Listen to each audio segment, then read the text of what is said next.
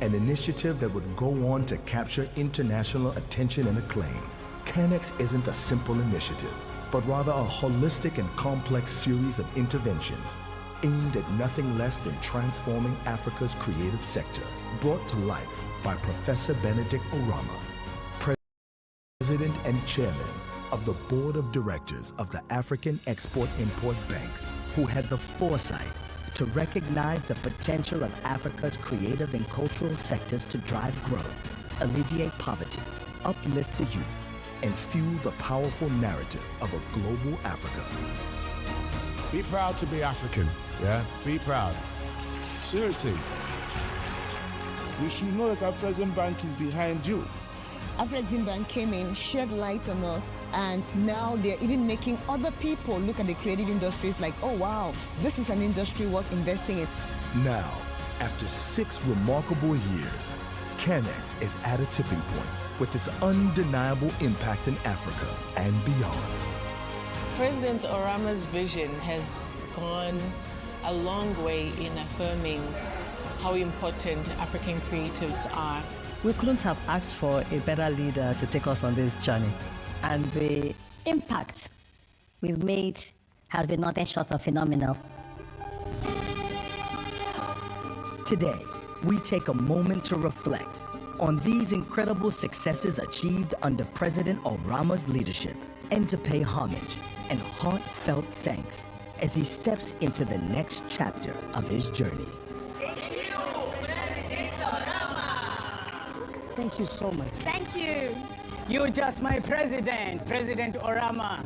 All the lives that have been touched by CanX on all our behalf, thank you, and we wish you the best even as you carry on.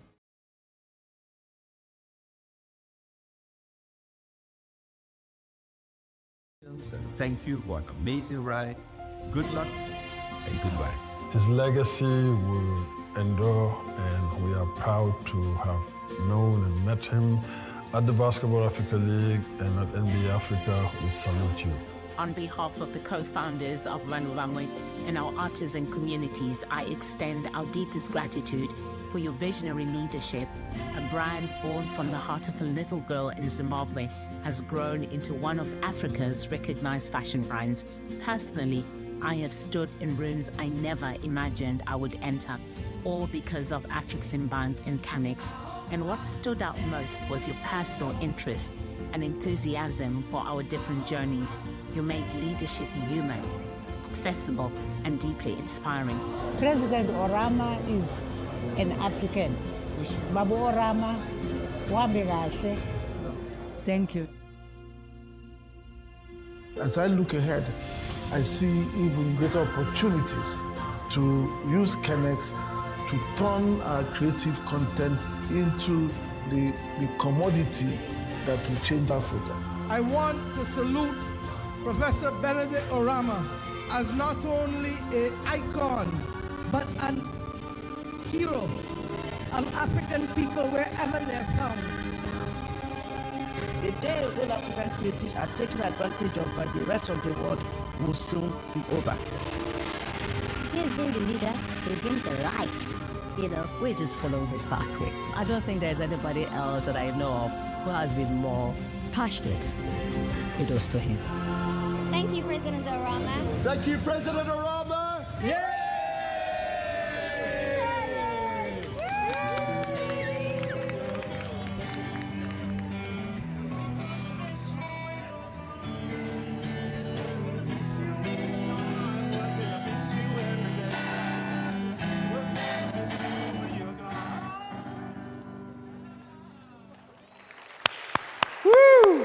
Wow. You know, you always amaze me, Dave, but I didn't even know you were an accomplished guitarist like that. You have so many skills. Well, one of the things you do is where others see borders, yes, you see bridges. And perhaps one of the most powerful examples of this is the bank's link to CARICOM. That's the Caribbean community. It's really making what we call global Africa a reality, not just a slogan, but a reality. Now, the next speaker once described it so poetically. He said, first the courtship began, then came the marriage, the signing of the partnership agreement. Then that was followed by the birth of some bouncing babies, exciting new ventures like the Afreximbank office and a forthcoming trade center in Barbados. And there are many, many more bridges connecting Africa and the Caribbean. So to share this remarkable story, please welcome a gentleman. He's originally from Haiti, who has been a driving force in turning global Africa from a vision into a reality. His name is Mr. Lane St. Louis, and he's the founder and CEO of Chesapeake Global Advisors.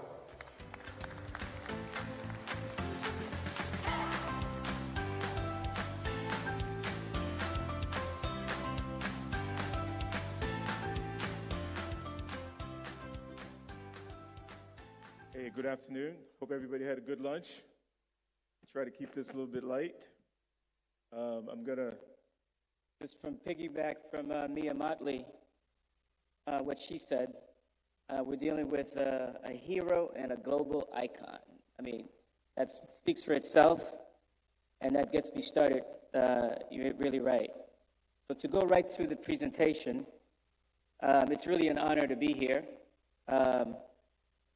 To speak to all of you about this wonderful man, wonderful experience, wonderful institution at this really, really special celebration. After with the sixth region being the Caribbean and the diaspora, and what the AAU done and the African leadership making a decision about how to move forward, with the diaspora. I got a call from President Oramah, saying that, hey, this is what we're thinking about doing, as Temwa just alluded to a few minutes ago. And during that discussion, the President wanted to see how we can go about getting in touch with people in the Caribbean, and notably starting with PM Motley.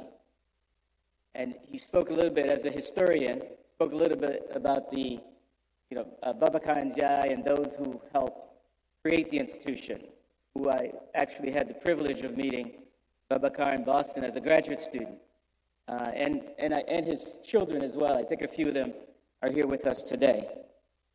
And he was talking about the crafting of the partnership agreement that was going to be the seminal document to guide this new relationship. If you know anything about the bank, as all of you I'm sure do, the bank thinks outside the box.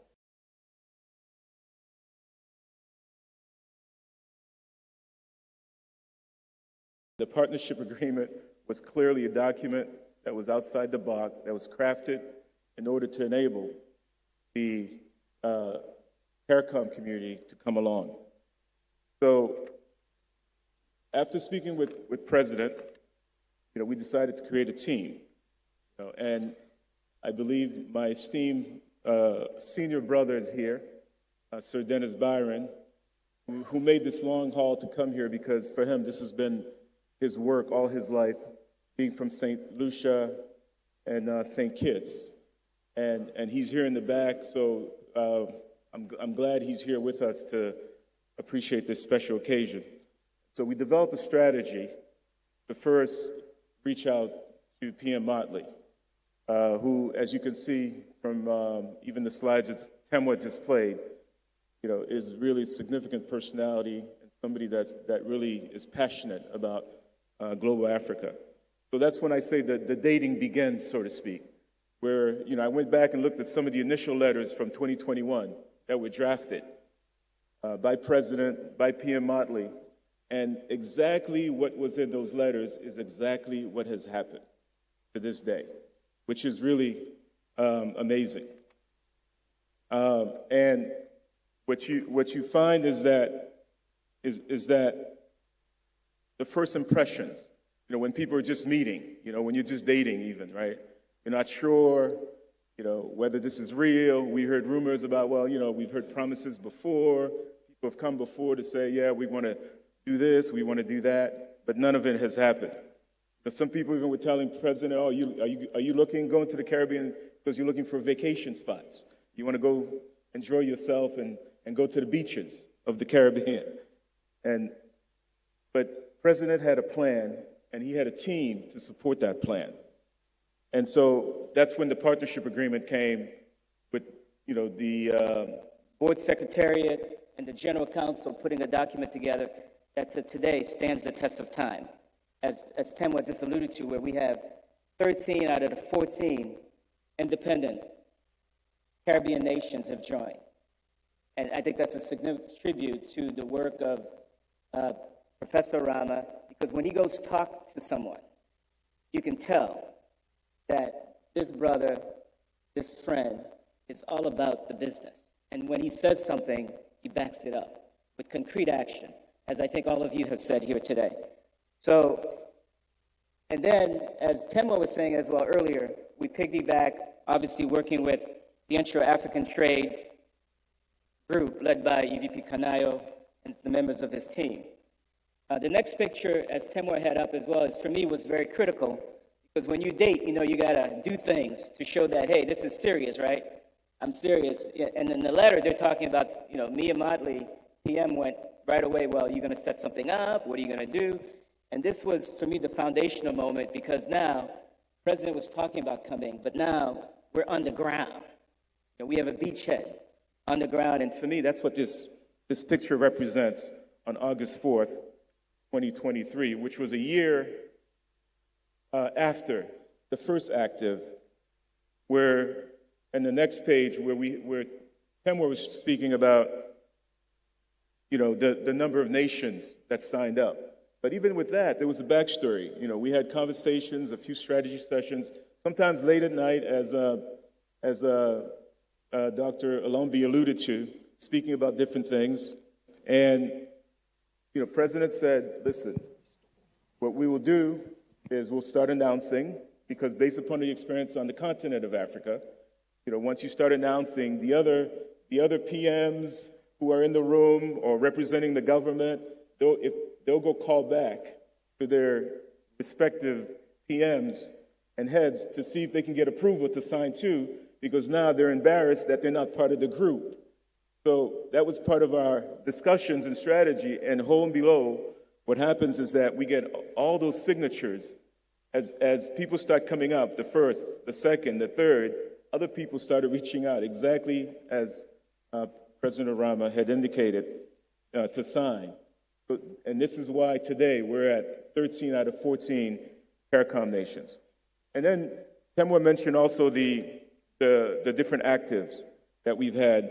And for me, actually, President Oramah sent an article out, I'm sure to a lot of his friends recently, that was talking about the Pan-African Congresses that were taken back in the 40s and the 50s and 60s, so forth, where Caribbeans and Africans were meeting in London, in Europe, and so forth.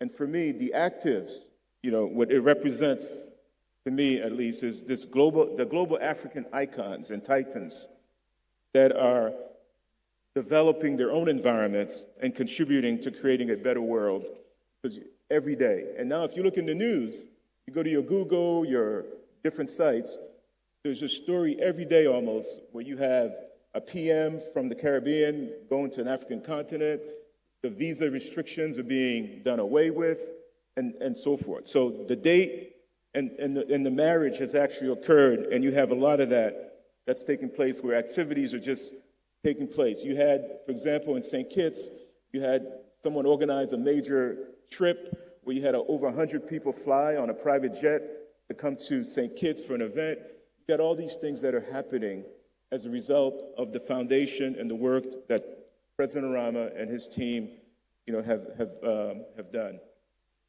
And then this picture here is one of my favorite ones, because back in 2022, when we had the forum, you see the two main leaders who were leading the process at that time, President Oramah and Mia Motley, who really worked hard to get us started in the Caribbean, there, with us. So it was significant. Then, to firm up the relationship, you have the launch in March 2025, you have the Africa Trade Center to ensure continuity, accountability, and coordination of initiatives. That's a very, very significant and symbolic, and this is a work that is ongoing and continuing. right now in Barbados as well. And then, as it relates to late night conversations that EVP Alombi referred to, he said one of the things that happened was, as we were talking about global Africa, what is this global Africa? And what you had is that President was discussing the fact that people tend to name, for example, African Americans, or Black Americans. Every century, you find that a new name is adopted. And in that discussion came the concept of global Africa, that he said, hey, this should be a phrase that is coined to capture all of us, and so forth. And out of that, you have the Global Africa Coalition, Commission, as that Temwa spoke about, that I'm not going to indulge in. And then you have on-ground realities, realities that are going on right now, where if you look on the ground, this mission that people thought was just going to be a mission for vacation and to have fun, as Temwa just said, we're getting close to $1 billion of spending, and the pipeline is very significant in the Caribbean right now, based upon information that was just shared with me this morning, even from the Barbados office.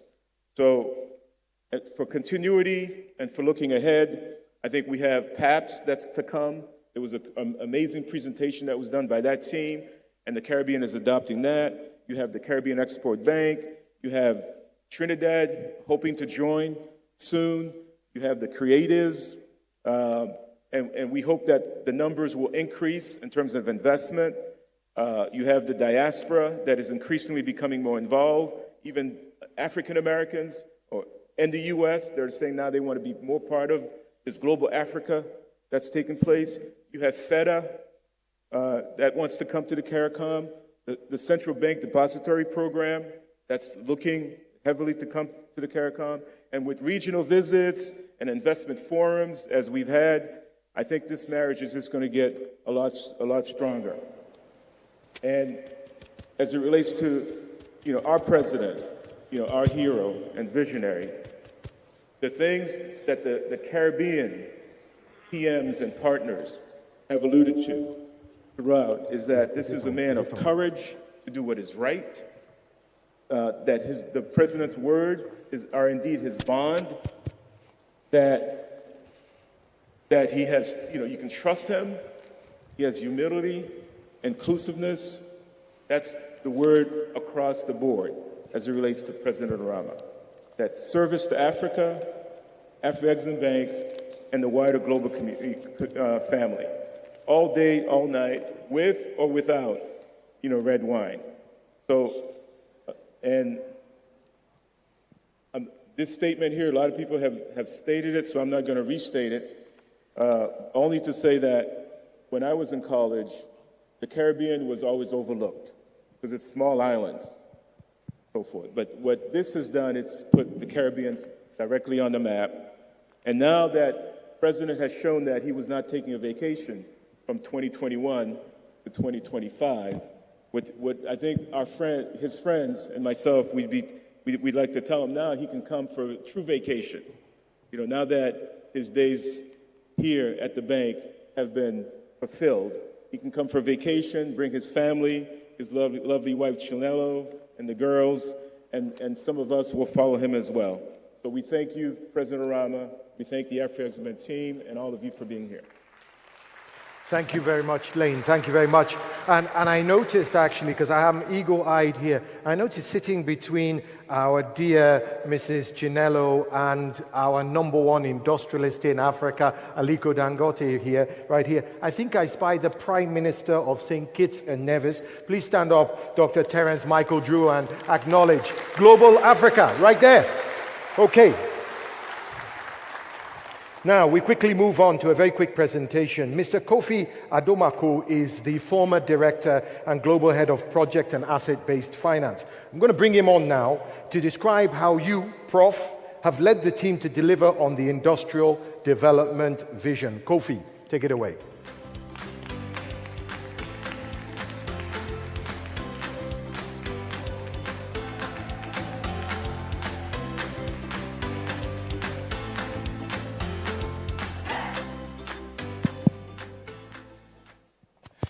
Good afternoon, everybody. Permit me to stand on existing protocols. It's a pleasure to be here. Afri-Exim Bank is my family. I work directly under Prof. Oramah from the year 2009 to 2020. And I'm proud of what Afri-Exim Bank has achieved and happy to be back.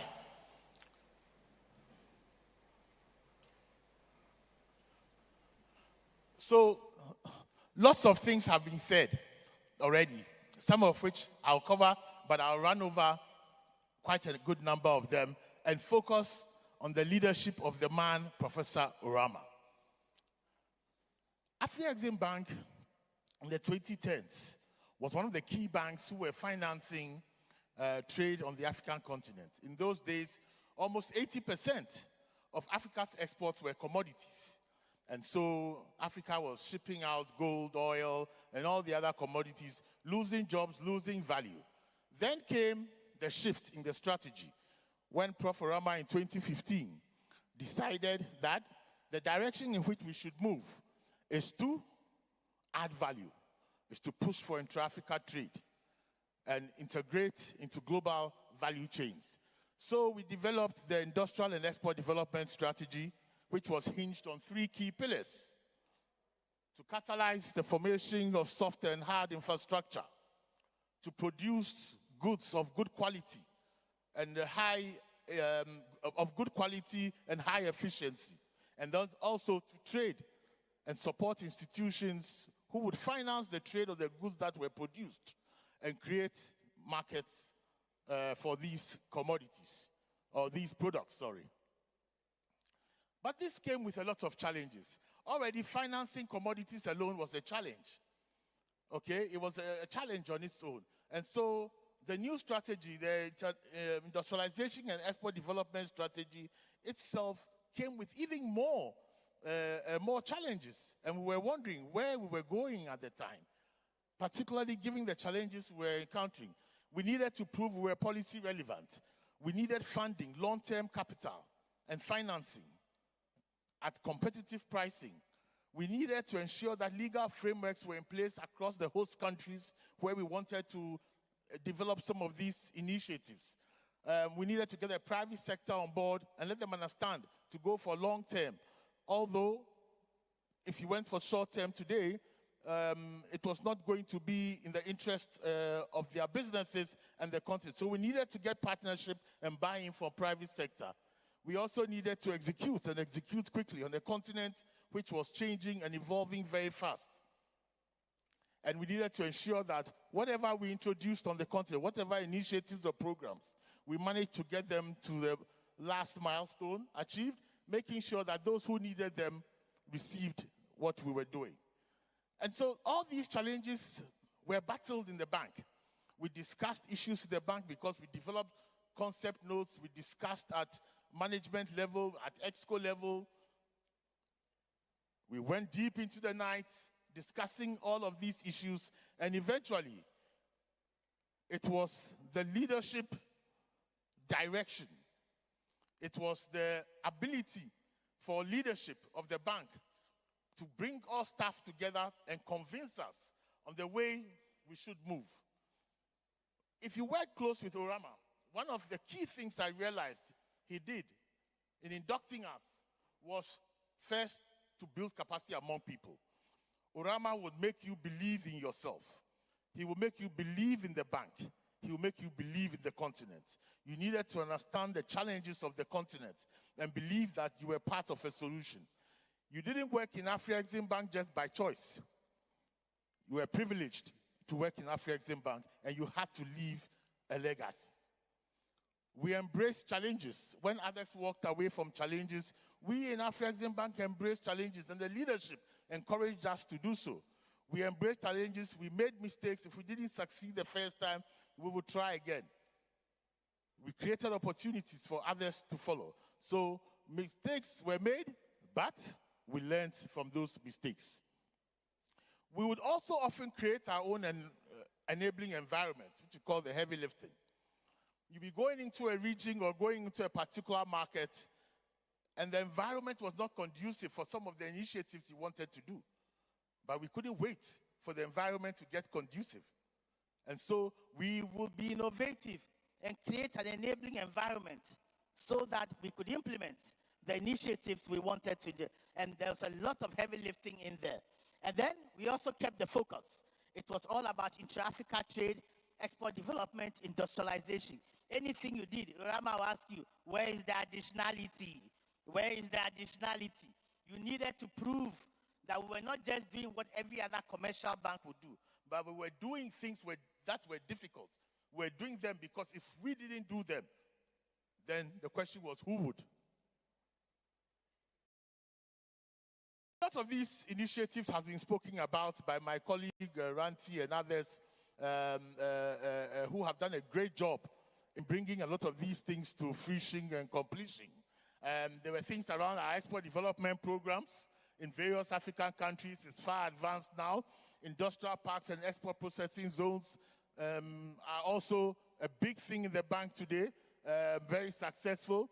The Africa Quality Assurance Centers, Ranti spoke about all these things for the brainchild of Prof. Oramah, the Health and Medical Tourism Program and the COE, the Center of Excellence, and then the Project Preparatory Facility. Today, there's no project that happens in Africa without people or sponsors not asking, what role can Afrexim Bank play in this?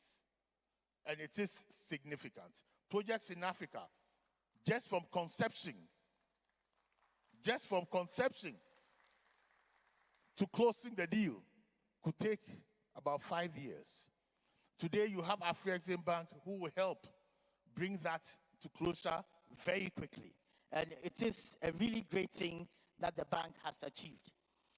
So a lot of these things have now been done. They were all under the industrialization and export development strategy, but they were done primarily because of the leadership and some of the leadership attributes of Oramah. Today, everybody has spoke about his visionary, his passion, his this, his that. But I want to tell you a story. Oramah also has a very soft heart.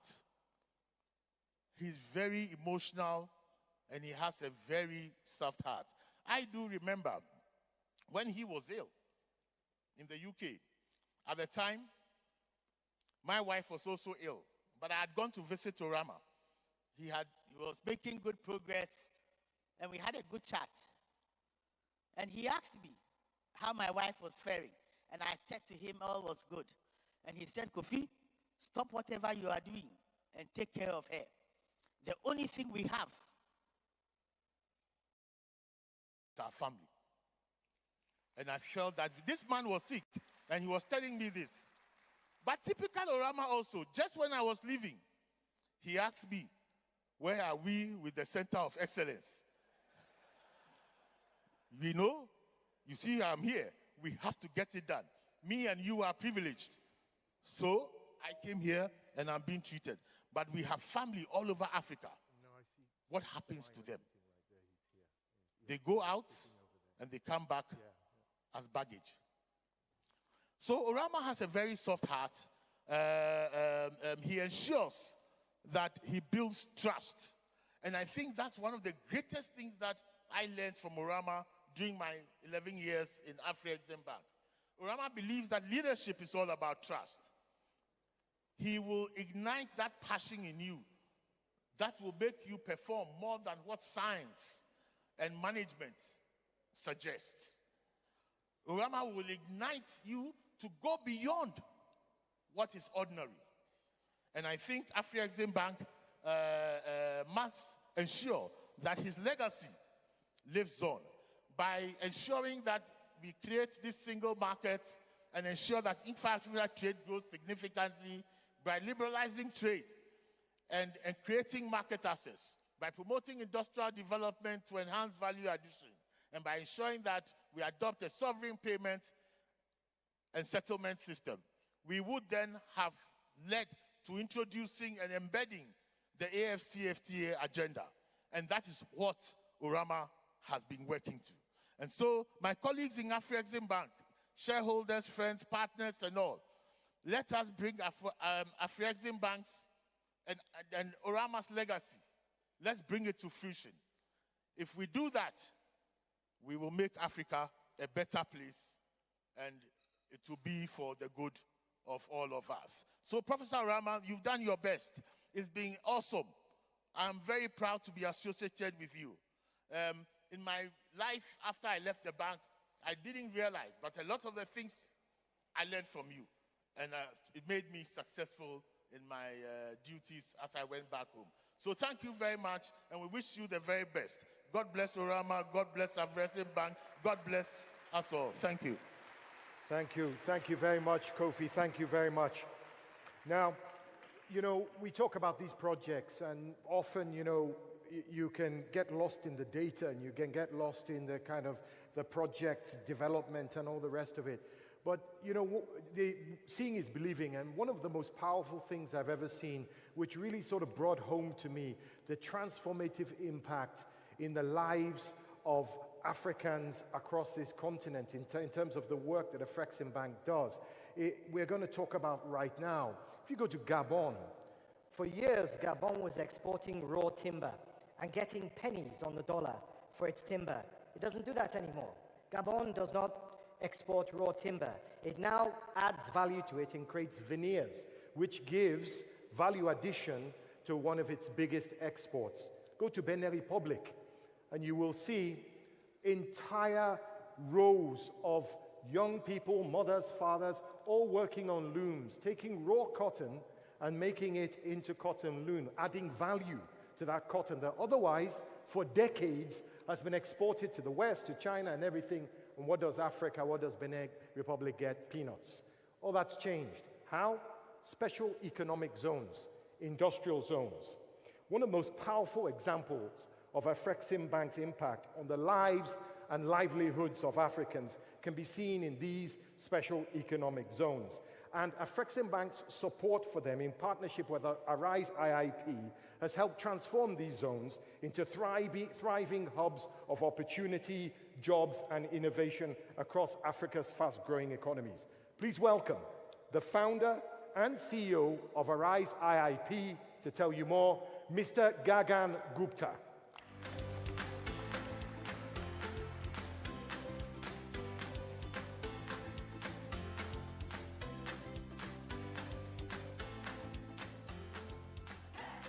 Excellencies, Professor Oramah, ladies and gentlemen. I thought I will start with a little bit of a story. I think most of you have seen President Oramah with his notebook, which I see him now also. So I think what I'm going to present to you today and talk about is a culmination of multiple meetings with him over the last 15 years. And his notebook, he'll always take out and tell me, Gagan, this needs to be done, this needs to be done. And I think a small part of that has been accomplished, and I'll little bit share about that. I'll start a little bit with the background. I think all of us know, for decades, Africa's export structure has been dominated by raw materials.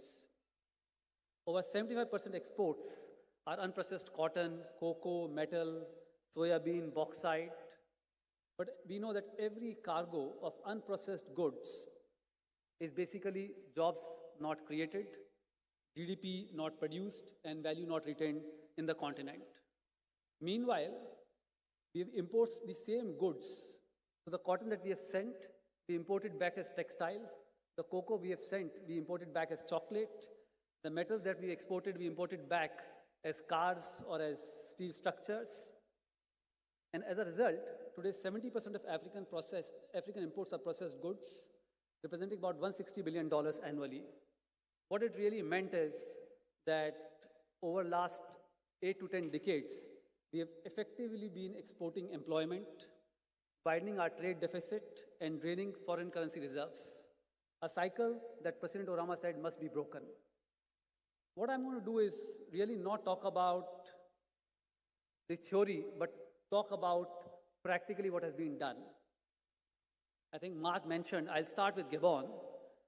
It all started with timber in Gabon, the first industrial zone that Arise IIP set up, Gabon Special Economic Zone. Today, the zone processes 2 million meter cubes of timber, which is about 50% of country's timber. And what is the result? Gabon has now become the largest exporter of veneer globally, third largest for plywood, and fourth largest for sawn. The Gabon exports are now being exported to US, to Europe, as far as New Zealand, Australia, and Argentina, and all in a span of less than 10 years. From a socio-economic impact perspective, it has created 20,000 jobs. The GDP on the timber sector is multiplied by 3x, and the tax contribution has gone up by 17x. And this is what transformation looks like to us. Jobs created, import substitution, competitive export, pride, and all is born locally. If we look at cotton, so Africa has 19% of global population, and only 2% of the textile capacity sits in the continent. And close to $40 billion of textiles are being imported every year. So capitalizing on the strong endowment of the traceable, sustainable cotton, we embarked on the journey of transforming cotton in the continent. And everybody said it is not possible, it has not been done before at this scale. And today, there are 3 textile plants in Benin and 5 more that is going to be set up in Kenya, in Cameroon, Rwanda, and Nigeria. Some of them already broken ground, and I think most of them should see that by 2028, the production has started. Today, we are exporting to large customers like Zara, to Kiabi, to Decathlon, all the global brands. What it has meant is about 60,000 direct jobs. So 60,000 people come to work every day in the zone. And what these 60,000 people are able to do is afford housing. So they're able to now pay for their housing, so housing has come up.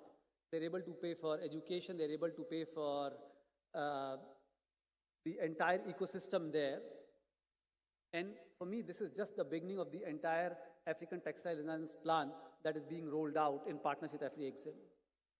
If we move to agri-processing, so Africa imports about $3.7 billion of animal feed every year.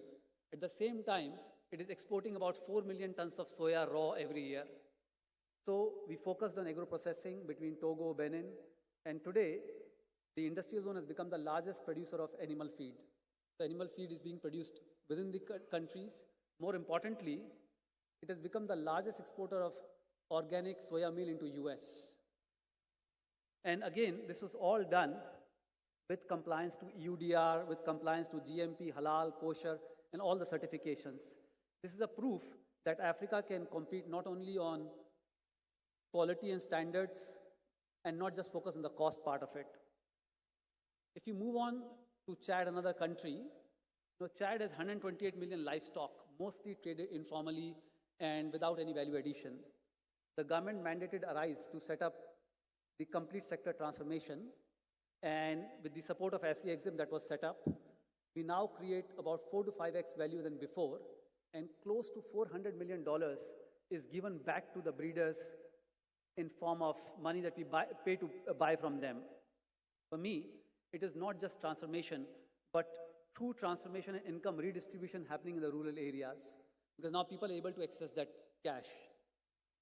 More importantly, as the food security becomes important, this is a strategic asset, not just for Chad, but the entire region in terms of food security for the continent. Move on. I think we have seen through previous examples how together with AfriExim, we have been creating a pool of locally transformed African products, whether for import substitution or for exports. This industrial base is very critical for inter-Africa trade, which stands at very heart of AfriExim's mission and our shared partnership. Because there can be no inter-Africa trade with no goods to trade. And industrialization alone cannot achieve its full potential without access to regional and local markets. By producing locally and trading regionally, we are enabling circulation of goods within the same currency, within the region. And this approach of regional integration, fostering competitiveness, shared growth, and financial resilience is what binds AfriExim and ARISE IP together. Currently, as we speak, examples of soya meal exported from Togo and Benin into Ghana, into Senegal, meat from Chad into Cameroon, into Gabon, into Congo, textiles from Benin to other parts of Africa, ceramics from Benin into Sahel. However, this is just a beginning because we are still only doing about 12% trade, whereas we see Europe about 60%. I think we'll keep working with AfriExim in hand to increase this. I think important to know what really made this partnership work. While we have seen some of the examples of the tangible results what this partnership achieved, I think what really made this partnership work is the shared vision and the shared goals. I think from the very beginning, President Oramah and AfriExim Bank was very clear that Africa's unemployment, growth, and development challenges can only be addressed through the same instruments, industrialization, trade, which are two sides of the same coin. And this common belief that value addition and trade are inseparable has become the compass guiding our partnership from day one. The second pillar of our partnership has been really the trust and the reciprocal commitment. The two institutions have, over a period of time, a continuous trust and reciprocal commitment between us. Over the years, AfriExim Bank has supported by providing financing to our industrial projects, by supporting the group, by even facilitating acquisition of land. President Oramah himself, in Kenya, in Malawi, ensured that we get the industrial land. Over a period of last 10 years, we have borrowed over $1.5 billion from AfriExim and repaid over $1.2 billion. And that is the strength of the partnership. For me, this partnership truly defines words that follow action. I think very important, I also believe the partnership cannot last unless until there's alignment of interest. At Arise IIP, we are very proud that between AfriExim Bank and AFC, over 64% of the company is African capital. And then each and every industrial zone that we have is further owned 30 to 40% by local governments. So that's another 30 to 40% of local capital. A good example is, for example, what we're doing with Cameroon Pension Fund, whereby they're joining hands with us in the Cameroon industrial zone. And African shareholding and the PPP model really guarantees long-term sustainability and inclusiveness. Another shared vision that we really think is both President Oramah and us, we think at scale. So when I talked about the small diary, every time I meet President Oramah, he's asked me, when is this industrial zone getting inaugurated? From a single industrial zone in Gabon, we are now in 14 countries, 8 of them operational, and rest that we expect to be operational over the next 8 to 10 months. So today, any investor that is looking to come to Africa in any sector or geography can easily look at Arise IIP as a credible integrated Pan-African player. And this scale allows us not only to sustain our efforts, but to accelerate the industrialization of the continent. A good example of scaling is really the textile project of the Pan-Afritex. This Pan-Africa scale-driven is truly reflected in what we are doing in the textile sector. Instead of tackling the textile import problem, which I talked about, $40–50 billion by putting 1 or 2 projects, the whole goal was, President Oramah said, how do we transform the entire sector? And therefore, from the 3 factories that are in Benin, now we are rolling out close to 10 factories. And what this will mean is that it will end by 2030, create 1.3 million direct jobs and close to 2.7 million tons of textile being transformed, over 1 billion pieces being produced. More importantly, reduce imports by about close to $20 billion. And that is what President Oramah's thinking of scale is. Make an impact not in small, but at large scale. And when we talked of industrialization, we looked at saying that why it has not worked before. One of the key reasons was nobody was tackling it as a whole, but tackling it as small pieces. And therefore, we really thought of how do we think of an ecosystem. And from there, be it setting up the industrial zone, the industrial infrastructure, be it the utilities, be it the administrative services, and the AQAC when customers want to export their goods globally. There's a certification center, you can get your product certified and export globally. And be it financing, when I went to President Oramah and AfriExim saying that customers need financing, you have AfriExim implant within the industrial zones to ensure that customers are able to get financing. And that really ensures success of industrialization. I think very important that I've talked about all the success, and I've talked about the 2 institutions, AfriExim and Arise, that have partnered to make this happen. But behind every institution, I believe there are people, and among the incredible impact of AfriExim, Professor Oramah stands as a true cornerstone. What defines President Oramah is not his vision, although uniquely vast and bold, but especially the determination with which he turns vision into action. I think what really separates him is when he thinks, he gets it done. He's someone who says we should do and then does it. By the time you turn around, he's already on the next one. So every time I meet, I'm trying to update him on what has been done, but he's already with a list of what needs to be done. Professor Oramah, you are a man of purpose, conviction, and relentless execution. It has been an honor for me to share this journey with you, and I'm looking forward to the next chapter as this journey continues. Thanks a lot. Thank you very much, Gagan Gupta, founder and CEO of Arise IIP. Now, Afreximbank's Naira for Crude plan lets Nigeria trade crude oil with local refineries using Naira, the local currency, instead of dollars.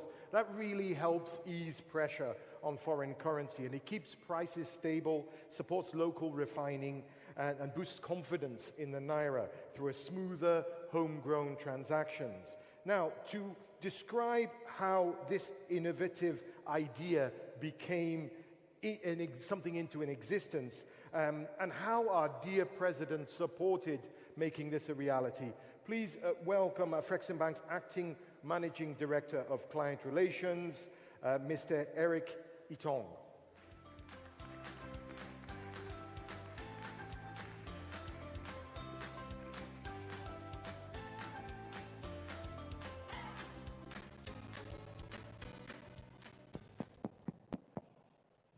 Professor Benedict Oramah, Your Excellencies, distinguished ladies and gentlemen, please allow me to stand on the existing protocol.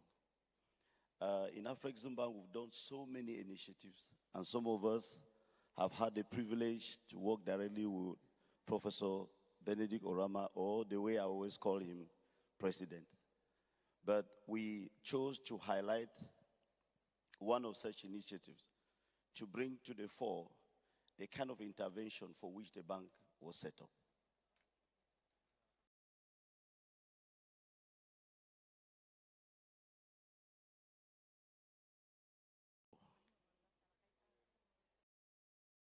Right, is refusing to go to the first slide so that you can see the title. But I think Mark did a very good job of introducing the topic. It's what we call Naira for Crude. But before we get into it, I just want to paint the context. First and foremost, you will notice that a lot of African countries, more than 30 of them, depend on imports and on commodity exports, which accounts for about 80% of their FX generation.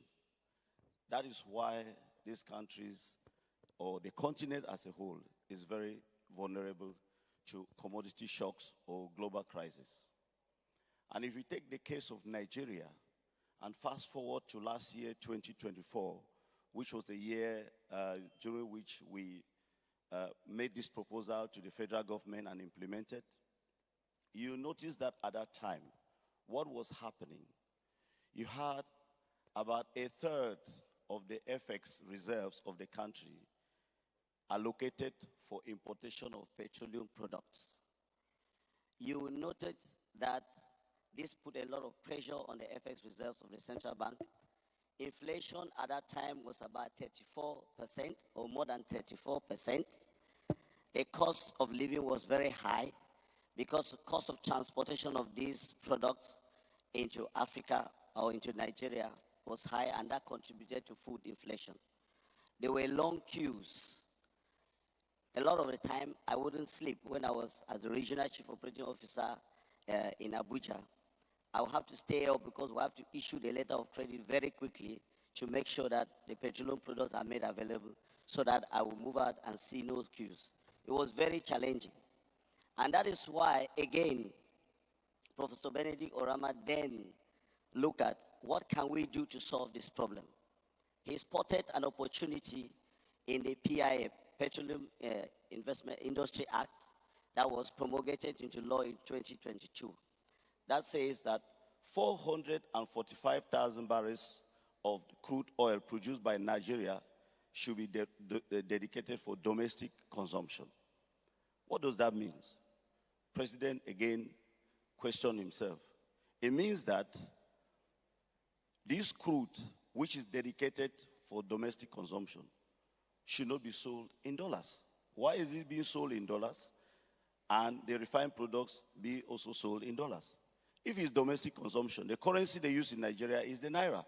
Why don't you sell these 445,000 barrels per day in naira so that the crude coming from it can be sold in naira? That will reduce a lot of the things that I highlighted that were challenges at that time.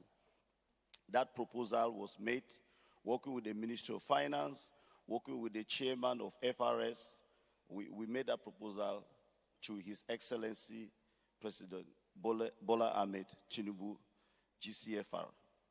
And he welcomed the initiative, presented it, and got it approved by Federal Executive Council. So we're going to find out, after this approval, what happened and what is the impact. So you realize that the federal government, on the 29th of July 2024, approved it. And immediately they approved, they set up an implementation committee in which Afreximbank was a member. That committee brought together NNPC, Central Bank of Nigeria, all the refineries, notably Dangote Refinery and Port Harcourt Refinery, all those even being conceived, the small modular refineries that came together, the regulators of the petroleum sector were meeting under the chairmanship of the Minister of Finance and the coordinating Minister of the Economy, Honorable Wale Edun. And there was a sub-technical committee chaired by the chairman of FRS, who is also the advisor to the president on revenue mobilization, Dr. Zach Adedeji.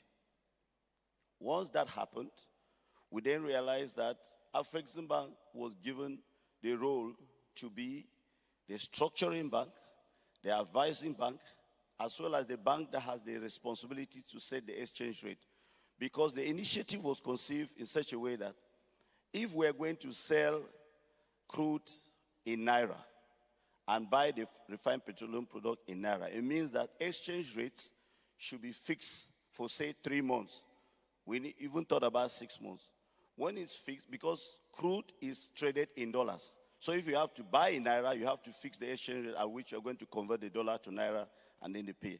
So we sat, and Afreximbank was given the responsibility, and the president gave me the mandate to represent the bank in that committee.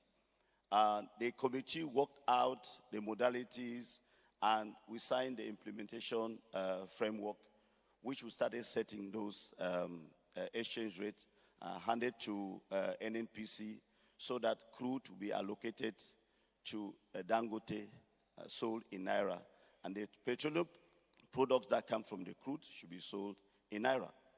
Interesting. One of the interesting things that we found out as a committee was that when you allocate, say, 1 million barrels of crude, the expectation from a common sense point, or immediately you think that you will get the equivalent of 1 million barrels of refined petroleum product. It is not like that. You get about 50% in PMS, premium motor spirit, about 30% AGO, or what you call diesel, and then the rest. So you don't get the exact quantum or in monetary terms. That means that if you want to get the value equivalent of PMS as the crude, you have to give the crude twice. Those were some of the nuances. There were logistic challenges that were discussed. We were meeting weekly. It was very intensive. Now, what happens? 59 cargoes of crude had been allocated since the launch of that initiative. I need to shift a bit closer so that I can read out the figures for you to appreciate. 59 cargoes. The FX reserves started growing, and that resulted in 6.8 billion balance of payment surplus recorded in 2024. You can imagine just an idea what it means for an economy like Nigeria, a key member country. External reserves climbed to 42 billion, the highest in 6 years. One idea from one person who just looked at the law and said we can benefit from this, and craft a solution. President, we can't thank you a lot. We can't thank you enough because you've done it many, many times. And that's why today I imagine that you're going to wear a green tie. I also wear a green tie so that I will at least benefit from that inspiration that you always have. But let me tell you that petroleum import reduction was about 40% because it now bought domestically. Average transaction cycle, you know, when you ship petroleum product from Amsterdam or from where it take about 21 days, it got reduced to 2 to 3 weeks. You can just turn next door and you buy petroleum product. Market stabilized. The prices went down as low as 800 naira per liter of petroleum product or per PMS. Inflation was above 34%. When I was doing this presentation, it was 22.0. As I'm speaking to you, it's about 18%. Still the impact of this. Just to see, and interestingly, this is not the kind of initiative as a bank that we do earn interest or earn fees. We didn't earn any revenues. We intervened because Afreximbank was set up to start by using banking to drive development in the continent. When President Oramah grew the balance sheet of the bank to where it is now, we started using other initiatives, ATDC, FEDA, PAPS, because banking is just an instrument. Our objective is development. Mr. President, thank you very much for this very good thing. Let me just run through. I will talk about something here. Again, another of creative thinking. President, the new export revenue acceleration facility. The idea is that if you have a project today that needs 3 years to be finished, 3 years to be completed, and that project will be generating effects, why not find a solution to finish the project now so that it starts generating effects now? That's the idea of new export revenue acceleration facility, NERAFA. And you heard from my colleagues who spoke earlier, President is very creative in giving nomenclature. When I used to do chemistry, I thought it's only in chemistry, but they do a lot of names, but I found out that President is... So this is what we did. For us to be able to work under the leadership of President Oramah to implement the Naira for crude was because there was a refinery ready to start refining. What you may know is that the Gulf of Guinea produces more than 5 million barrels of crude per day. But as at the time that Dangote refinery was not yet operating, we were refining less than 5%. We produce, we send it out, they do blessing, they send it back to us, they charge us like, I don't know. So you can imagine. So because NERAFA was put in place, not only the financing solution, but a solution that went to complete the refinery to start working.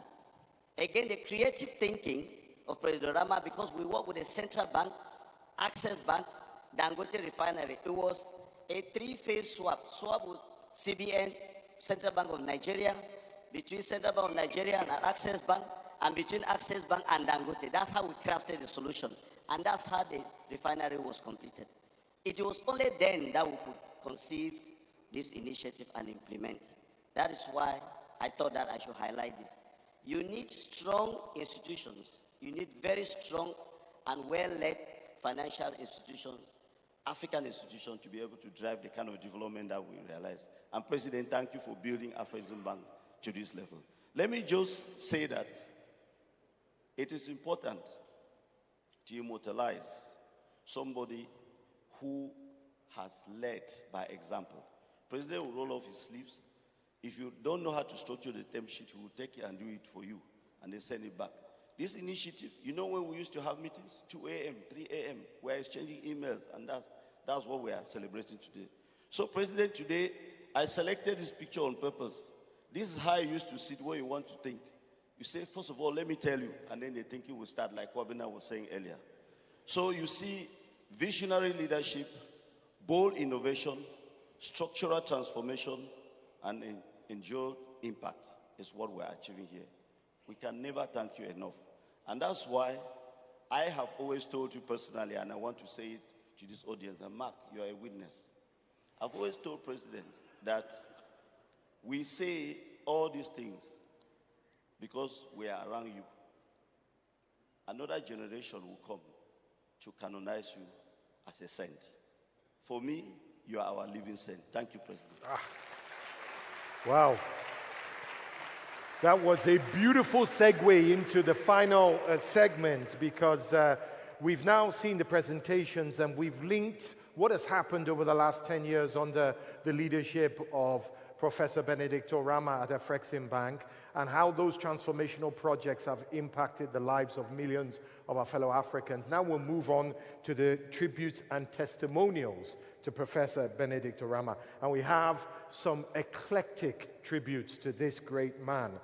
For this segment, I'm going to come into the crowd. This is the way I'm going to do it. I'm going to come into the crowd. Anybody that has been in any of the events that I've moderated knows that I like to run around with a microphone. And some people I will invite to the podium. So we'll mix it up. Some people from the seats, some people from the podium. But first, let's take a look at a video, a thank you video from Global Africa.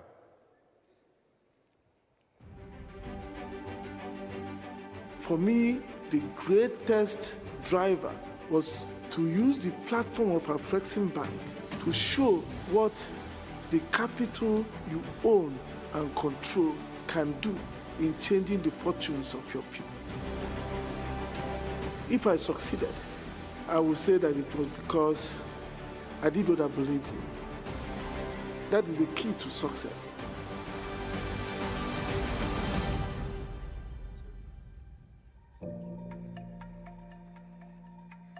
This complex, perhaps comprehensive.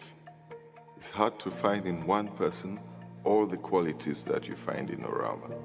He was born just before a civil war in his country. He grew up in that civil war. He learned resilience. Resilience also taught him the ability to see opportunities where others see risk. In many instances, you would find people who would find 10 reasons to say things cannot work. President Oramah just needs even a quarter of a reason on why it would work, and we would do it. He has acted when others hesitate, and that's why he has achieved the success that he has. Professor Benedict Oramah is extraordinarily visionary.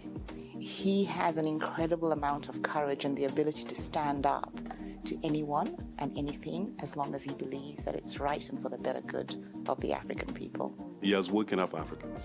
He has emboldened African countries. He has emboldened African entrepreneurs. He has emboldened myself.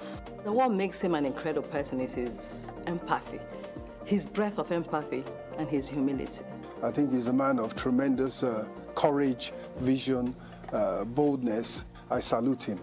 Under the leadership of Professor Oramah, Afrexim has done so much. For Afreximbank to make a true commitment to empowering people of African descent on the continent and beyond is a true testament to Professor Oramah.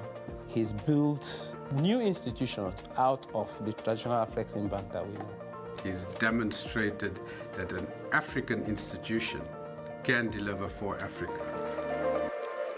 I made a solemn promise to shareholders to deliver a solid bank that will be a leader among his peers in all measures of financial performance. I stand before you most pleased and fulfilled that I kept my promises.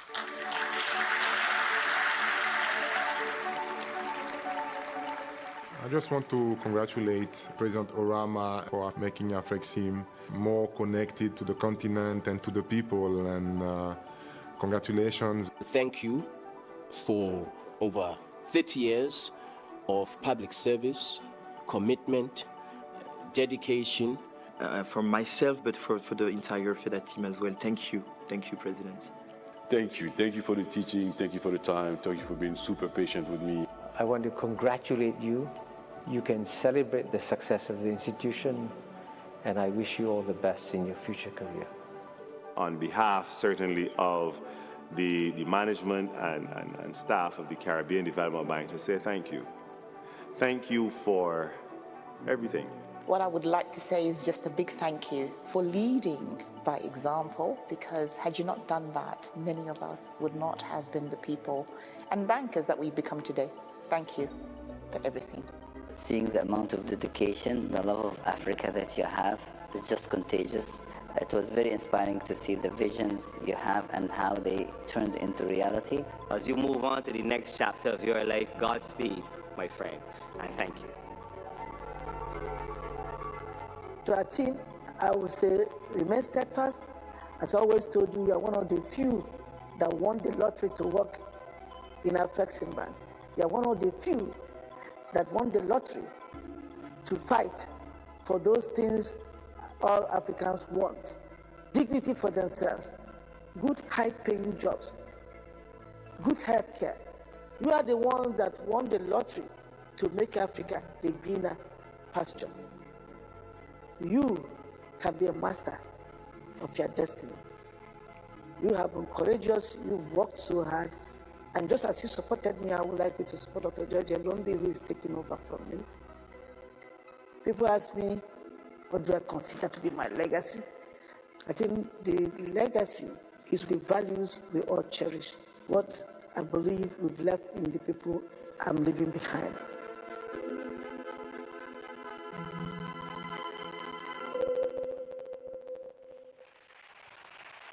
Yes, indeed.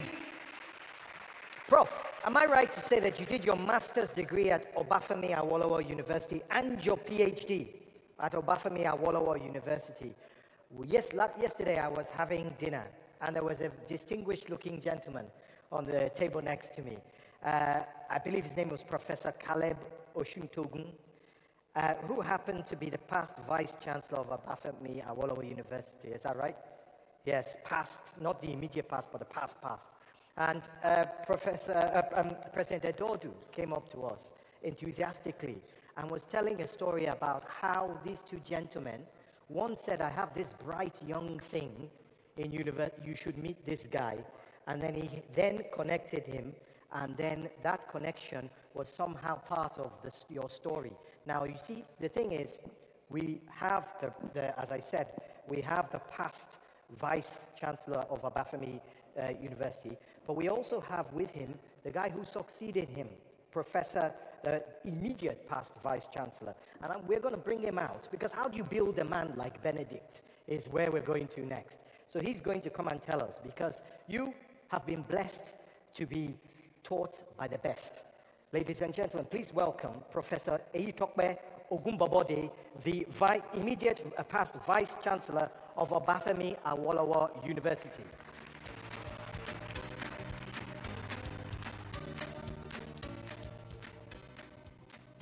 Thank you very much. Please permit me to adopt the existing protocol.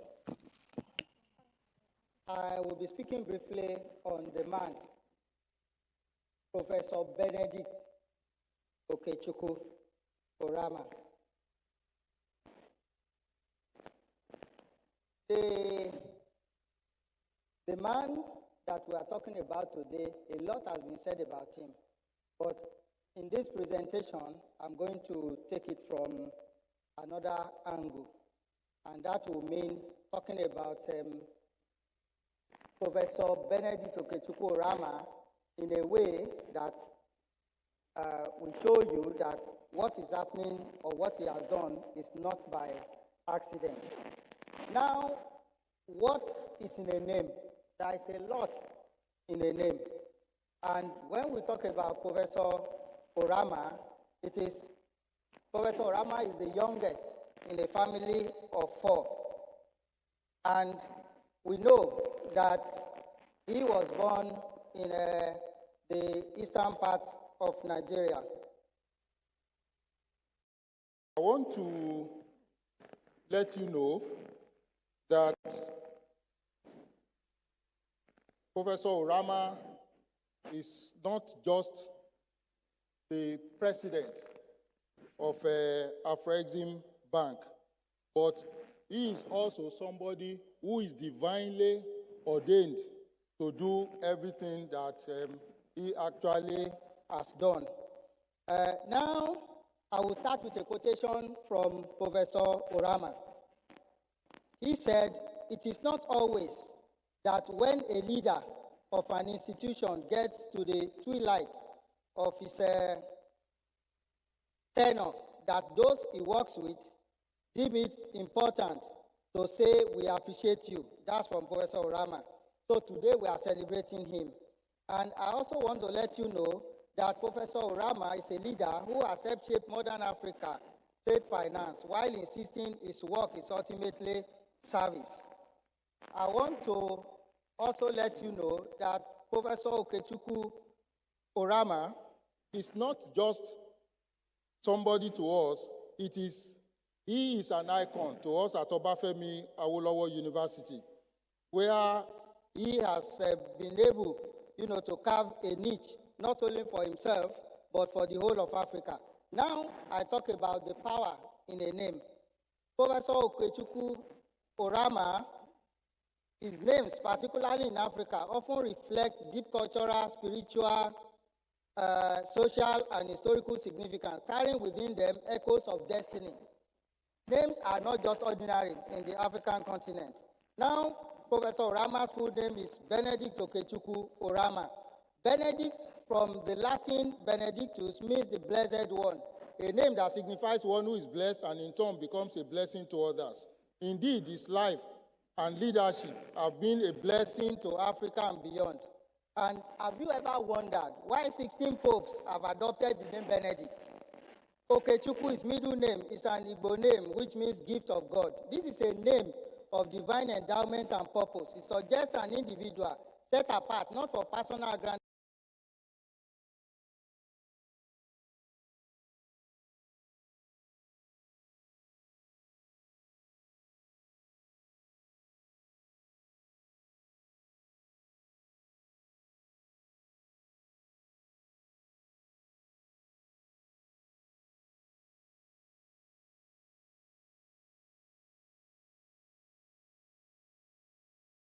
But as a vessel for a higher will, a blessed gift of God from a lineage of honor.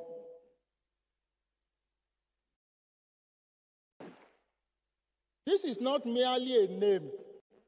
This is not merely a name, but the culmination of the prophetic sequence.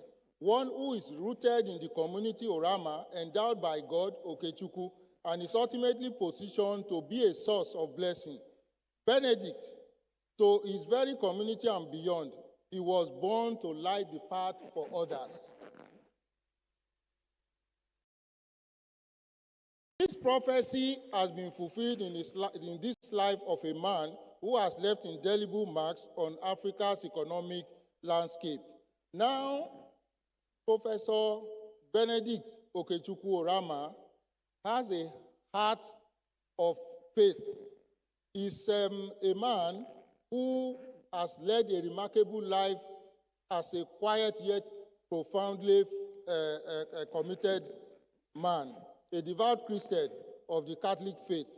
Professor Oramah is a living miracle who survived a life-threatening illness during which, in his own words, I quote, "I was given the last sacrament." That experience, which he describes as a divine second chance, deepened his gratitude and strengthened his resolve to serve humanity through purposeful leadership, believing that every opportunity to serve Africa is both a calling and a challenge. So all that we are seeing is not just by mistake, it is all ordained. Now, a lot has been said about his achievements, but we want to thank him for the for the OAU Afrexim Center for AFC FTA Studies, which was his vision and which he has established. And we thank our incoming president, President George Elombi, for supporting also that vision. Now, as I want to conclude, the Great Ife connection is something that we cherish. And we also want to say that Professor Benedict Oramah is a once-in-a-thousand-years visionary. People like him is one of those rare individuals who appear once in 1,000 years to change the course of history. He is a global icon and leader who has proved beyond reasonable doubt that the most complex challenges yield to simplest principles. Now, what are the lessons? I will quote our president, President Bola Ahmed Tinubu. He said while conferring on him the GCON, the Grand Commander of the Order of the Niger, and I quote, "Our continent needs bold thinkers, doers, and institutions that are committed to building the Africa we want. Afro-Exim Bank, under Professor Oramah, has exemplified that spirit." That is from President Bola Ahmed Tinubu. Our best wishes to Dr. George Elombi. And in conclusion, I also want to conclude, I started with his statement, I also want to conclude with Professor Oramah's statement. He said during the 2015 annual meeting, I quote, "In my acceptance speech, I made a solemn promise to deliver a solid bank that will lead its peers in performance, strengthen the capital base, ensure first-class risk management, and reward its shareholders." Professor Oramah today has done more than that. Professor Oramah, on behalf of a grateful and a proud continent, we once again congratulate you on the successful completion of your tenure and will continue to celebrate the enduring mark you left on our world. Thank you for leaving your name. Thank you for being a true blessing. We also thank your amiable wife, Mrs. Chinelo Oramah, because without her, you wouldn't have been able to achieve all that you did. Your legacy is not an echo, fading in the distance. It is a clarion call summoning us all to build the Africa we know is possible. Thank you, everybody, for celebrating this great man. Thank you, Professor Oramah, once again. We appreciate you. We will continue, to support everything that you have done and ensure that your legacy thrives forever. Thank you. Thank you very much, Professor Tokbe Ogunbobode, Vice Chancellor of Abafemi University at Abafemi Awolowo University, immediate past Vice Chancellor. Now we're going to do something a little bit different, Prof. What I'm going to do is I'm going to come into the audience and I'm going to pick someone and we're going to paint a portrait of you. And Prof, guess who I'm going to go to first? I'm going to go, this is what I'm going to do. I'm going to start from, you heard that was your university years. I'm going to go way, way back, right to when you were a small boy. Because I'm going to go right over here to Mrs. Chinwe Enemo. Do you know who this is? This is his big sister. Auntie, please stand. You know what? When I came out, they said I should find your big sister. They didn't tell me what she looked like. So I looked around and I immediately came to you. Did I not? You look at the two of you. There's no doubt who is the big sister. Now, without a doubt, what she told me when we had a chat was quite remarkable. Auntie, did you not say that even when he was a small, small boy, he had a light in him? Did he not? Oke had been Oke came from a family of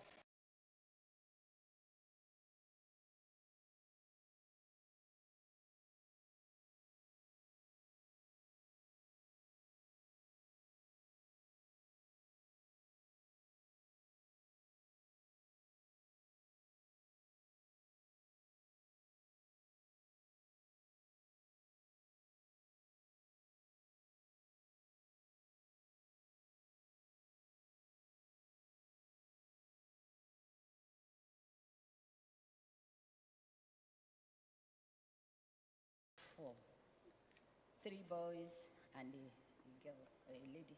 That's me. He's the youngest in the family. I'll hold it for you. Yes. Go on. He's the young. Well, right from childhood, Oke had exhibited a lot of uniqueness in character, behavior, and personality. In school, very, very intellectually, and his very, very intellectual capacity was something else. It was already noticeable. His mental and physical energy was super. I don't know, maybe because our mother told us he was delivered exactly 10 minutes past 4 a.m. So maybe that's why he turns his nights into day. He walks morning. So he started from birth. Well, when he was growing up, he would read, he liked reading voluminous novels. Hardly Chase, Just Hardly Chase. And when Oke was reading the novels, very voluminous, he would be flipping over the pages. You would think he was just admiring the pages of the novel. Ask him, okay, what are you reading? Are you really reading? Do you want, if you wanted a comprehension of that novel, he will give it to you. You wanted the details of the novel, he will give it to you. As if he knew he was going into the financial, world. He was reading the Financial Times. At what age? When he was in secondary school, economics. He loved reading, I thought about the novels. Okay, made straight A's. He was an all-rounder in sciences and the arts. Straight A's? Straight A's in the sciences and the arts. In fact, his schoolmates, they were calling him Yahweh. I said, well, I didn't like it anyway because it was a divine name. I said, why arrogate such a name to okay? They said, Auntie, he's God of book. God of book. God of book. It was God of book. Okay, was very, very, very passionate, very kind. He has no baggage for grudges, very forgiving, very loving, caring, compassionate. He was a very simple person. His personality was exhibited in character and in dress. In fact, as a young man, his dress signature, a pair of well-fitted trousers and a simple T-shirt. In fact, people used him as a reference. Still okay, very intelligent, always very simple. He loved music. Music? Still does? Loved music. Listened to music. And he was a dancer? Yes. James Brown? No. Fela music. Fela music. And he liked music, which had philosophical lyrics. And when he was singing, you would think he was the one who wrote the lyrics. He was singing, demonstrating. That's okay for you. Auntie, thank you so much. I know that you told me that your parents, the words you used were very powerful. You said your parents saw a light in him, even when he was young. Now, another great man is the great Babakar Ndaye, of course. And of course, any of you that joined us at the lecture, the Babakar Ndaye lecture in Washington, D.C., the annual lecture would have been really in for a treat. Without Babakar Ndaye, many of these great organizations, African Development Bank, Shelter Africa, and many more would never have been realized. We have with us somewhere in the audience, she's a celebrated executive of U.S. African business development. I've not laid eyes on her yet, but she's also the daughter of the great Babakar Ndaye, Dr. Leila Ndaye. Can you stand up if you're around here somewhere, please? You see, I'm doing this ad hoc. Leila, are you here anywhere? No? She's not with us? She's left the room? Well, if somebody can find her for me, that would be great, one of the team. Okay, moving on. Then Adam Malloy is the founder of TRT Investments. Adam, where are you? You're here, Adam. Okay, here you go, Adam. We are talking about from the family tributes to the testimonials. Please, we're talking about the great man that is Benedict Oramah. Please stand so we can see you. Much easier that we can see you. Right. Good afternoon, ladies and gentlemen. All protocols observed. I think Mark trying to speak about Professor Oramah in 7 minutes is a difficult one. But when inflation was running rampant, I think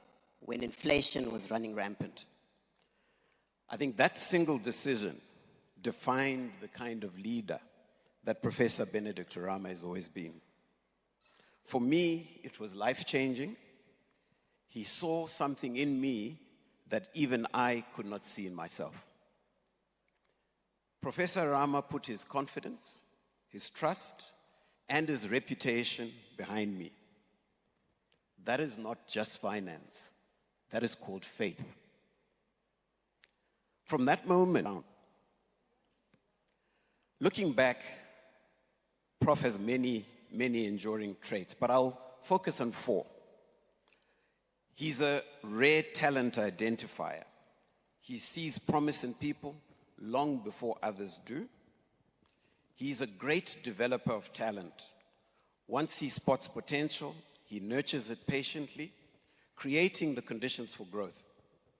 And he has converted many kittens into roaring lions. He's a relationship builder par excellence. He's forged bonds that went far beyond contracts, bonds of trust and loyalty. So many relationships in here were incepted by Professor Oramah. And as said by many others, he's a tireless worker. His unmatched work rate, his ability to carry a punishing workload with consistency and excellence is something we all witnessed and admired. And beyond that,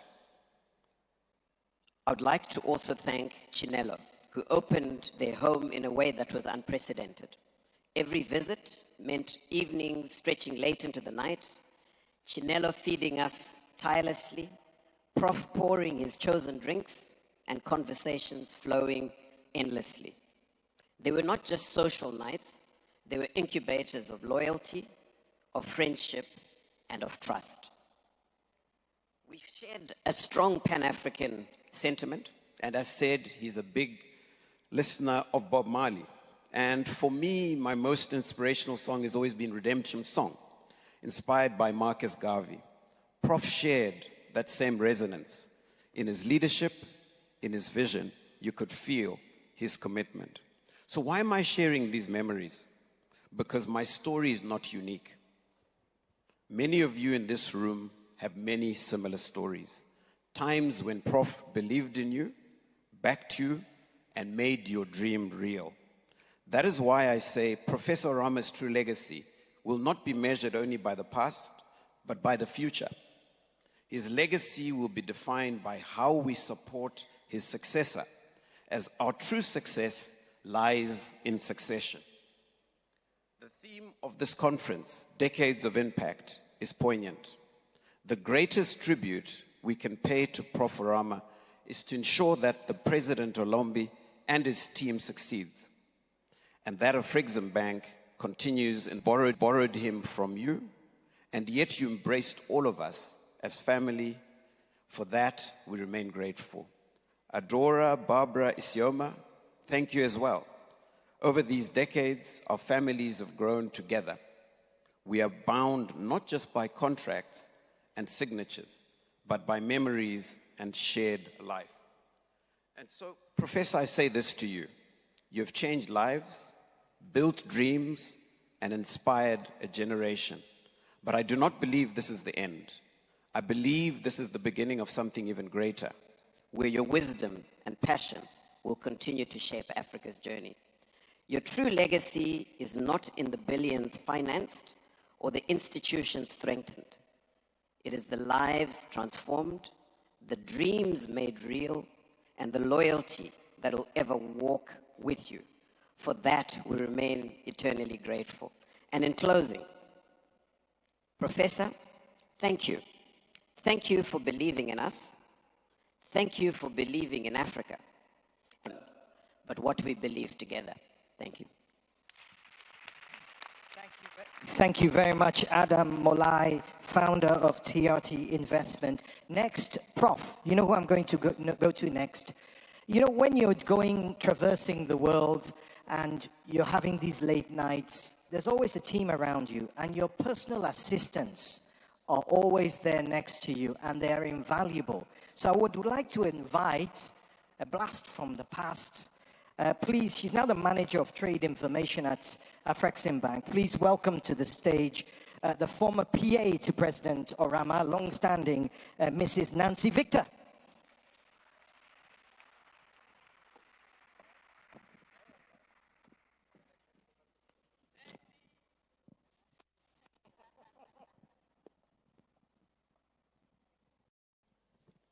Good evening, Mr. President. I'm not sure if you still recall that day in August 2002 in that tiny room at the World Trade Center when I was interviewed by a panel headed by the then Deputy Director of the Planning and Business Development Department of Afrexim Bank, Dr. Oramah, and was ultimately selected out of numerous candidates to join his team. That is when my incredible journey started. I was there when you became the department's director in 2004 and senior director in 2007. In 2008, when you were appointed executive vice president of the bank, I had the honor of becoming your very first personal assistant. And in 2015, I became the PA to Professor Oramah, the president and chairman of the board of directors of Afrexim Bank. I was blessed and privileged to work closely with one of the top African legends influencing the globe and to witness history unfold. Mr. President, it is hard to believe that we are coming to the close of the second tenure of your very successful presidency, but your legacy will continue to live, shaping the continent for many years to come. Thanks to the years I spent in your office, I learned how to navigate complex situations with poise and confidence, and managed to build strong relationships with people at all levels. I cherished every moment I spent in your office as I worked tirelessly to reflect the highest standards of ethics and excellence and to uphold the dignity and reputation of the President's office at all times. Your trust in me allowed me to grow, both personally and professionally. I had the joy of supporting your vision and contributing to the huge and meaningful initiatives you led. I'm truly honored to have been part of this remarkable journey and proud to be someone you never regretted hiring. It brings me great joy, Mr. President, whenever you call me, looking for your ancient records, still trusting my abilities to dig in and find you what you need. Or whenever any of our colleagues comes to me because they can't read your handwriting. Mr. President, you taught me firsthand how a second chance to live life to the fullest could be truly used. You taught me how to recognize how precious and fragile life is, how to live each day with intention, gratitude, and a renewed sense of purpose, and how to strive to make a difference in the lives of those around me. Not only have I been blessed with an amazing boss, but also with a wonderful family, brothers and sisters, and the noble, beautiful lady, Mrs. Chinelo Oramah.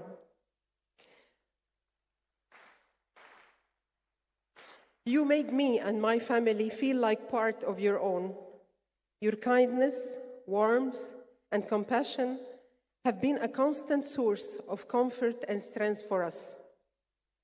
I will always carry with me the memories and lessons I've learned from you.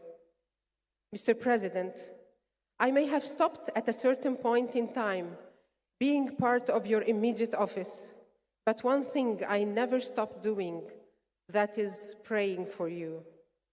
And that is the best thing I have today that I can offer. May the grace of God surround you wherever you go. May his enduring love be forever your shield and your fortress. According to his promise, when you pass through the waters, he will be with you, and through the rivers, they shall not overflow you. When you walk through the fire, you shall not be burned, nor shall the flames scorch you. In the mighty name of our Savior and Lord Jesus Christ, I pray. Amen.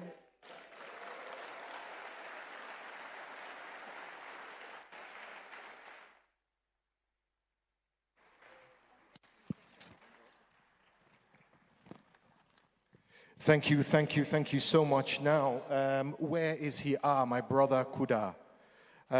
You, sir, are the Regional Director for East Africa at Afrexim Bank. and I want you to say a few words because I know that you've got something from the heart that you really want to tell Professor Oramah. Thank you very much, Mark. My journey with Afreximbank started in 2011, following an interview chaired by Mr. Jean-Louis Ekra at the World Trade Center in Cairo. Professor Oramah was the EVP for Business Development, and Madame Kanayo, who I reported to, was the Director for Trade Finance. And I acquired a new name. My name became MTFB, Manager Trade Finance and Branches. It was a good christening because I thought my name was Kudakwashe, but ever since, I'm called by what I'm called when I'm in Afreximbank. It's a call for duty. It's now been 15 years of service to the bank at Cairo head office and at the East Africa regional office in Kampala. I'm greatly indebted to the bank for the opportunity to serve, and to you, Professor Oramah, for your leadership and guidance through the exciting times, but also through the most challenging times. I stand before you with a deep sense of pride and gratitude to bid farewell to you. Professor Oramah, the man I call the boss, the mentor, educator, leader, the humble servant. Many names could describe you, but I think the following will resonate with many of us gathered here today. The fountain of ideas. Professor Oramah's conversations on development, economics, and finance would not be complete without him contributing ideas to how challenges facing the continent could be addressed. Your insightful thoughts and strategic thinking gave birth to many programs. We still remember Intrafab, Africa Banking, ArtPeace. I marvel at your ability to coin enduring acronyms to initiatives and your determination to see them through their successful implementation. You are an exceptional gift. You give all to anything you apply your mind to. Professor Oramah, I think you clearly understood that it is through the gifts of giving that your name, Okechukwu, could have a true meaning to us. The teacher, you are a passionate teacher. I learned a lot from you, and as you tasked me with greater responsibilities, I wish to sincerely thank you for your leadership and patience. You are humble. At a day like this, where we appreciate your contributions, you are grounded in humility to even appreciate your predecessors. And you remind us of their great vision, commitment, and focus. You are a true human being. I wish to thank you for your acts of generosity and your humanity, which touches all the people you interact with, bank staff, their families, airport, airline staff that serve you. In fact, they always ask me when next you are traveling to Nairobi or to Kampala because you show your humanity to them. And they speak fondly of you, and they thank you of your warmth and your kindness. Personally, I recall the time I brought my children to the head office building, and you had the opportunity to meet with you in person. Many years later, they still remember the big man they met and the kindness of his heart. As you move on to your next chapter, may your love for the music of Bob Marley take priest. But I remember every Sunday when the priest says, and now the benediction. The Lord bless you and keep you. The Lord makes his face shine upon you. Amen. And be gracious to you. The Lord turn his face towards you and give you peace. Thank you. Thank you very much, Kuda Matereke, our Regional Director for East Africa there. Now I'm going to move up here. I spy. She's the Chief Executive Officer for Plot Enterprises. I see her hiding in the corner here. Hello, Mrs. Patricia Poku Diaby. How are you, madam? Fine, thank you.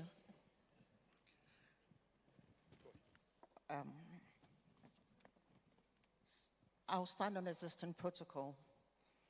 It is a pleasure and an honor to say a few words as we gather to celebrate and pay tribute to the extraordinary leadership of Professor Benedict Oramah, a legacy shaped by vision and a deep and unwavering commitment to seeing Africa rise. About 13 years ago, we had the privilege of meeting Mr. Jean-Louis Ekra, Professor Oramah, and the Afrexim Bank team during one of the most challenging chapters in our corporate history. Plot Enterprise is a cocoa processing facility located in Takoradi, Ghana. Right from the inception of the company, we recognize the strategic imperative of enhancing our technical setup as an essential lever to penetrate the international market and to give Ghanaian cocoa a stronger voice in the global market long dominated by multinationals. Our investment was bold, one of the largest by a wholly Ghanaian private company at the time. This commitment aligns seamlessly with our strategy to elevate the value of our agricultural products. Then came startup difficulties, added to the harsh reality of the uneven playing field for African processors in the cocoa industry. We knocked on many doors seeking support, whilst most saw only the risk, not the potential. Afrexim Bank looked beyond the challenges and saw the vision, a vision of value addition, of industrial development, of African innovation. It is no exaggeration when I say that under Professor Oramah's leadership and with Afrexim Bank's unwavering support, Plot was able to overcome immense challenges that once threatened our survival to become a partner in growth. In late 2016, the bank provided us with crucial working capital. The result was immediate and profound. Our plant capacity utilization surged by 90% in 2017 and has remained strong since. For a manufacturing concern, throughput has an instant impact on the bottom line. That intervention did not just stabilize operations, it transformed our finances. That is impact in action, and exactly what the theme of this conference, Impact as Building Blocks for a Prosperous Future, is all about. Our clients are primarily long-term buyers, some of whom commit to supply contracts up to 2 years in advance. Ensuring reliability in delivery is therefore paramount. The provision of working capital by Afrexim Bank enabled us to rebuild customer confidence and strengthen our business relationship. That is impact. Professor Oramah and the Afrexim team went further. The bank stepped in where local banks were hesitant. They proactively engaged with the regulator and key government institutions directly, thereby facilitating negotiations and securing favorable and flexible settlement and trade terms that gave us room to build and breathe. The bank also negotiated and facilitated the process for local banks to review and restructure facilities granted to reflect reality, taking into account the company's operating circumstances and environment. This resulted in some banks agreeing on waiving interest on interest and significant haircut, thereby reducing our debt burden and strengthening our balance sheet. Impact. Beyond financing, Afrexim Bank provided advisory support, guidance on capital raise, and more recently, feeder intervention to augment our working capital as well as possible equity injection. Over the past 8 years, our turnover has quadrupled, a 400% growth, a testament not only to the transformative power of Afrexim's bank support, but also to the bank's guiding vision of empowering African businesses for sustainable prosperity. Professor Oramah, and I choose my words carefully when I say this, you have left an indelible mark on us at Plot. You have led with both intellect and heart-inspiring confidence. Your leadership and sterling qualities as the president of Afrexim Bank are not questionable. Distinguished guests, allow me to spend the next few moments to talk about another president by the man himself. His deep spirituality, love and fear of God has been very evident even in the simplest moments. Every time I've seen him at a dining table, he pauses to pray over his meal, where I'll be on my first or second mouthful, and I would guiltily say a quick prayer. As scripture says, the fear of God is the beginning of wisdom, and no wonder God has endowed him with so much wisdom to achieve all that he has. Also, one of the most remarkable qualities of the man, Professor Oramah, is his humility. Despite his towering achievements and global influence, he has remained approachable and grounded. And we all know God loves a humble heart. May God continue to bless and guide you as you begin a new chapter. We have no doubt that wherever your journey takes you, you continue to lead, to inspire, and to impact.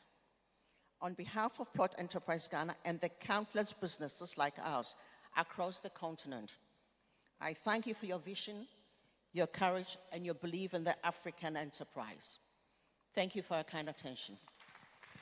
Thank you very much. I think what we're going to do, though, is that going forward now, we're going to tear up those speeches and speak from the heart. Now, one person that did speak from the heart, really, spoke recently at a tribute event that his company put together for Professor Oramah, and something he said really struck me. He said how invaluable Prof's support for his business has been, and that you should find your own Oramah. He also said, don't ask for his because he's keeping his own. You have to go and find your own, basically. And I'm talking about Simon T.M. Torrey, ladies and gentlemen, founder and chairman, chief executive of Lillian Capital right here with us. Stand up, Simon. Tell us, Simon, you love this man. No. Everybody knows my love for Prof. As it's just, my story is simple. My name is Simon T.M. Torrey, and I had the honor to be recruited by President Ekra here, which I want to thank so much for giving me the opportunity to joining the bank. Please give me a big round of applause. I wouldn't be here today. I was a young man working at Morgan Stanley in New York, and President Ekra, extended his hand when I applied to join Afrexim Bank. And when I was interviewing, obviously, one person stood, and it was Professor Oramah, because of the many things that you guys talked about here. Can I talk about it? I think Kofi Adomoko spoke about some of the ideas that Professor Oramah had. And as it sounds crazy, but it was so thoughtful and try to put all the processes behind it to try to get it done. And for those who knows the inside at Afrexim Bank, that couldn't be done without Elombi. Professor Oramah will have an idea which essentially will either come from President Ekra. President Ekra, Oramah, and Elombi will discuss it. Then they will call us in a room, and then we will devise a strategy and go and apply it. And President Ekra taught me something. He said, Simon, the world is managed. So I have learned from that leadership and from Prof, and to essentially establish what I've been able to establish today, what is Vista Bank. And as I like to say, I couldn't be here today without the mentorship, the help, the nurturing of many people at Afrexim Bank, but more particular Professor Oramah.